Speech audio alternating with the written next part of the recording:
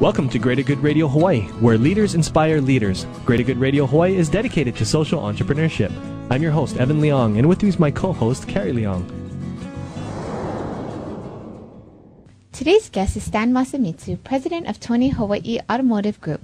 Stan conceptualized and built Hawaii's first auto mall in 2001. He was named 40 Under 40 Business Leader of the Year by Pacific Business News in 2006. This year, Stan is nominated for the Time Magazine Quality Dealer Award. Please welcome to Greater Good Radio, Stan Masamitsu. Welcome to our show, Stan. Hi. How you doing? So you conceptualized and you built Hawaii's first auto mall. What were your thoughts on this when you originally planned on doing this?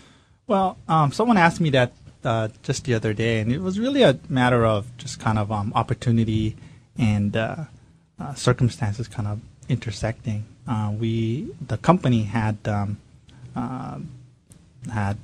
toyed with the idea of an auto mall or consolidation of our dealerships for many years prior, and just so happened that when the late 90s came, a lot of our leases were up, and we were looking at the different options on what to do with the different properties that we were in, and so kind of dusted off some of the old notes, and went forward from there.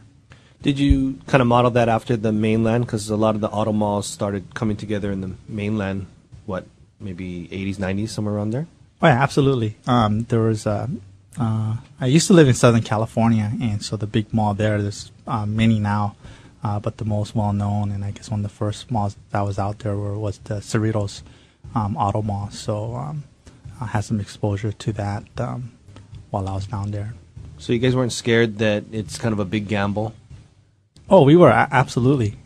Although people, I guess, voice their concerns more, after the fact, like, oh yeah, when you guys are building it, we were so sure, da da da. Of course, no one told me that at the time, so a little bit of that ignorance is bliss and kind of came into play. But obviously, going into a brand new property that wasn't established as an automotive destination, obviously was a very large risk. But we thought that we did our research, so we didn't feel too bad about it.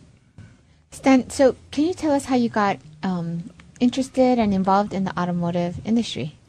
Well, I was born into it, basically. My dad had been a Honda dealer here, or different franchises, but Honda for the longest, for 30 years here. And he was also a Honda dealer 10 years prior in Japan, where my sisters and I were born.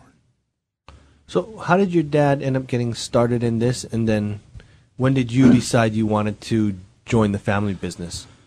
Well, my dad had to start shortly after he was married. He's a Japanese American that was living in Japan actually for the last 25 years prior, working in the military. And I guess after he got married, and he got married kind of late, he wanted to kind of get going, I guess. And so Honda at the time was very small. They were just selling motorcycles, so it was, I guess it was an opportunity for him to get into that business at the time where the startup cost wasn't as great, and that's kind of how I got to start. Was that when Japanese imports weren't at the quality level that they were now, and then American cars and so on were the standard? So when my dad got his start in the late 60s in Japan, 67 I think it was, Honda was just starting to export vehicles into foreign countries. So I don't even know if they were even in the States yet. Might have been a few years later. So yeah, it was very small, especially as an automotive maker. So did your love for cars start when you were really young and you knew, or was it when you hit those teenage years, started driving and wanted the best, fastest, fiercest car?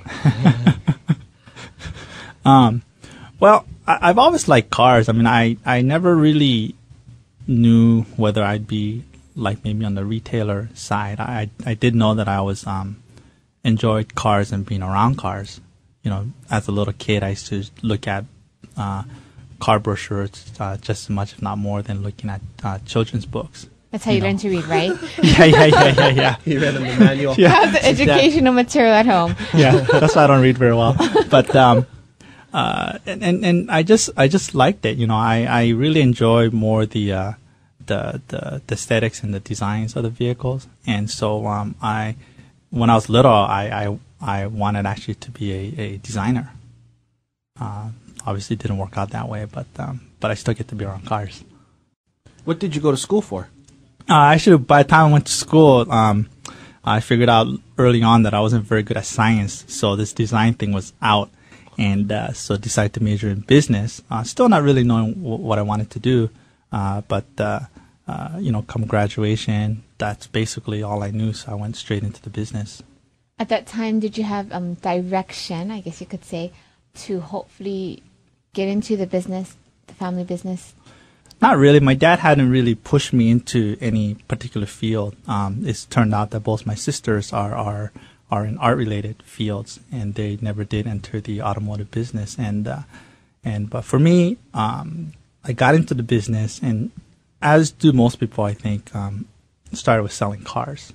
And I found that I really enjoyed not just the sales of the vehicles, but more so just how encompassing the dealership business was, because not only do you sell cars, but you service the vehicles, you repair them, service them, you sell parts to different repair shops, and you also take back the cars when people are ready to buy the next one. So it just encompassed so many different businesses within a business. I started to find it very fascinating. Thanks for tuning in. Stay tuned for more on Greater Good Radio.